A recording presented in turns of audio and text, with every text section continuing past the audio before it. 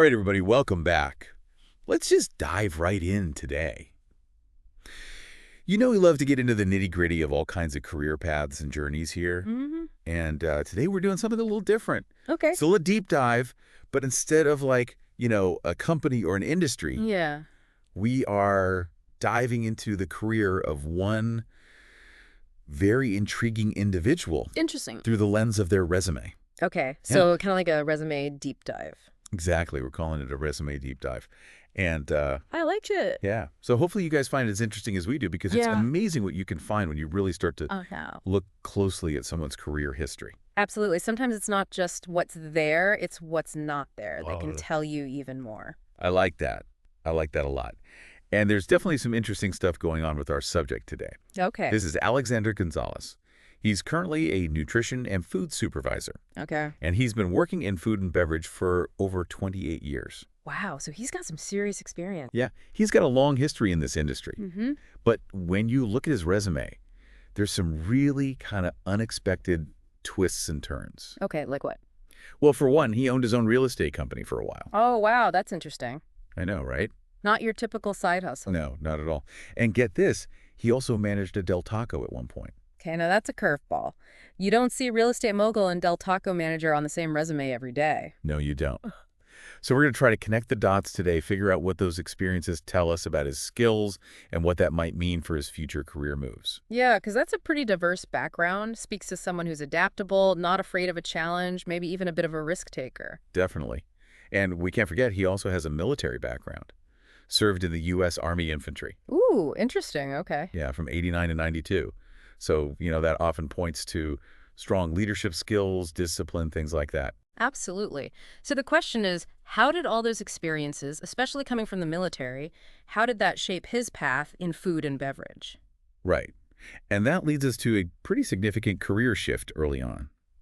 So Alexander goes from the military, serving in the infantry, to a few years later, managing food and beverage at the Hyatt Regency Hotel. Wow, that is quite the leap. Talk about a change of pace. Right. What could have prompted that kind of move? Were there any skills from the trenches, so to speak, Right. that could possibly translate into the world of hospitality? Well, you might be surprised how much those two worlds actually have in common. Really? Oh, yeah. Think about it. Military service, food and beverage management, they both require leadership, logistics, attention to detail, often under pressure. Yeah, that's true, I guess. Right. You got to coordinate teams, manage resources, keep things running smoothly. Mm-hmm. Whether you're in the field or running a restaurant, those are crucial skills. Yeah. And the fact that he managed up to 186 employees at the Hyatt, that tells me this isn't just like a small cafe. Right, right. This is a high-volume, high-pressure environment, and he thrived in it. It's impressive. Very impressive. Not everyone can handle that kind of pressure cooker. Okay, so this is where it gets really interesting for me, right? Okay. We talked about the real estate company, MWCT RE Investments. Right, right. He's running that from 1998 to 2008. Mm-hmm. That overlaps with his time at the Hyatt. Oh, so he's doing both at the same time. He's managing a huge team at this upscale hotel and simultaneously juggling the responsibilities of owning and managing 24 properties. Oh, hold on. 24 properties. 24? That's not just dabbling in real estate. That's serious business. It really is. So we're not just talking about leadership and logistics anymore. We're talking about entrepreneurial spirit, financial acumen, risk management. Multitasking on a whole other level. Absolutely. And those skills, they're not limited to just real estate. Those are qualities that probably came in handy at the Hyatt too. Oh, I bet. That kind of drive and that ability to juggle multiple priorities, that translates across industries. Exactly. Okay, so we've got this guy, right, ex-military, running a hotel's food and beverage scene, and oh yeah, managing 24 properties on the side. It's kind of mind-blowing, right? Totally. But hold on your hats, folks, because then it takes another turn. Oh, let's hear it. From 2003 to 2008, he's the general manager at, wait for it, Del Taco. Del Taco, really? Yeah, like the fast food chain. Wow, okay. That's a different world than the Hyatt Regency. You think. I mean, I'm picturing him going from, white tablecloths and room service to Well, crunchy tacos and value meal. right. It's quite the contrast. It is, but when you think about it, there are some common threads. Oh, yeah. Like what? Well, both places are all about, food and service. Mm. Managing inventory, making sure the food's good, keeping the customers happy, that's universal. True, but wouldn't those challenges look totally different at a place like Del Taco? I mean, we're not talking about fancy ingredients and prefix menus here. Of course, of course. Managing costs at a fast food place where every penny counts, that's going to be way different. Right. And the customer service, too. At the Hyatt, it's all about that personal touch, that memorable experience. At Del Taco, it's speed and efficiency. Get those tacos out fast. Good. So he had to adapt, basically. Exactly. Different environments, different priorities, different skill sets. He had to be adaptable. Okay, so he's done fine dining, he's done fast food, and then he makes another move. 2009, he starts working at, get this, the VA Medical Center. The VA. Wow. Yeah, and he's been there ever since. Over 15 years. Okay, so now we're talking about a completely different context. Healthcare food service, that's got its own unique demands. Totally. I mean, precision, hygiene, those things are absolutely crucial in that environment, right? Absolutely. Plus, you're dealing with a specific population, often with dietary restrictions and specific needs. And let's not forget the emotional aspect of working with veterans. Right. You're serving those who served. Exactly. There's a certain level of respect and understanding that comes with that. Totally. And that long tenure at the VA, I mean, that says a lot about his character. It does. Dedication, commitment to service. Makes you wonder what drew him to that specific environment. It's an interesting question, right? Like, what motivates someone to make that kind of career move? It is. Was it a sense of duty? A desire to give back? Or maybe he saw a unique set of challenges he wanted to tackle? It's hard to say for sure, but whatever the reason, he seems to have found a place where he can make a real impact. And where his skills and experience are truly valued. 15 years at the VA, that's a testament to that. Totally. Okay, so we've gone from the military to high-end hotels to fast food and now healthcare. What a crazy journey. It really is, and it just goes to show you never know where a career path might lead. All right, let's shift gears a bit and zoom in on the skills section of his resume.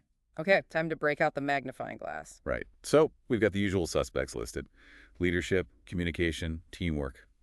All important stuff. The must-haves on any resume, right? Exactly. But there's one phrase that really jumps out at me. He lists extensive food and beverage knowledge. Ooh, that's interesting. That's not just your standard resume filler. That sounds like there's more to it. Right. It makes you wonder, what does extensive even mean in this context? Like, how deep does that knowledge go? Does he have, like, a secret sommelier certification? Or maybe he's a whiz at creating menus for special dietary needs? Who knows? It's a bit of a mystery. Yes. And it makes you want to know more. What is this guy's story? It's like we've uncovered this hidden layer of expertise. Right, and it makes you think about his career in a whole new light. Absolutely. This isn't just a guy who manages restaurants. It's someone with a genuine passion for the craft, you know? Totally. Remember at the beginning we were talking about how his objective statement mentioned exceeding guest expectations? Yeah. Proactive approach, I think it said. Exactly. Now pair that with this whole extensive food and beverage knowledge thing, and it starts to paint a more complete picture. Right. Like, it's not just about getting the job done. It's about going above and beyond. Totally. And it makes me think about his time at the VA Medical Center in a whole new light. Imagine him using that knowledge to actually elevate the dining experience there. Oh, that's interesting. Right. It's not always glamorous hospital food, but maybe he's finding ways to work within those dietary restrictions, you know, to really create something special for the veterans. That would be amazing. To make Yeah. a difference in their lives, even in a small way, through food. Exactly. You know, it's funny. We've been so focused on these individual jobs on his resume. But maybe the real story here is bigger than that. Oh, I like where you're going with this. It's like he's taken these seemingly random experiences, the military, the hotels, the Del Taco, even a real estate. Right. And he's found a way to weave them all together into this, like, unique tapestry of skills and knowledge. It's like each experience builds upon the last, you know? He's constantly learning, adapting, evolving. Exactly.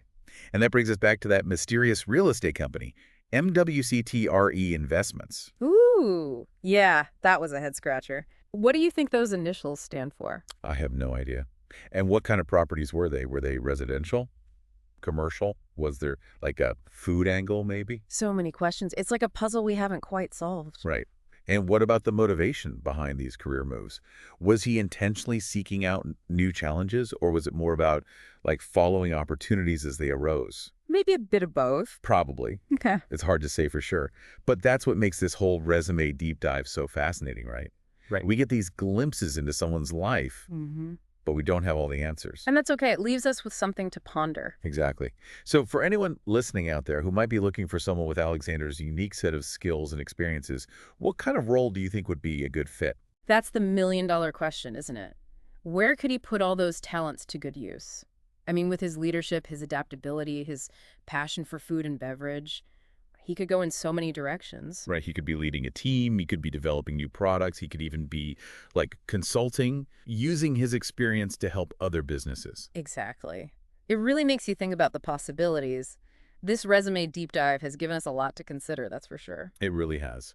So Alexander, if you're out there listening, we salute you. Your career journey is truly one of a kind. Here, here. And for everyone else, remember, a resume is never just a list of jobs. It's a story waiting to be told. And sometimes the most interesting stories are the ones with a few unexpected twists and turns. Couldn't have said it better myself. That's all the time we have for today's deep dive. Thanks for joining us, and we'll see you next time.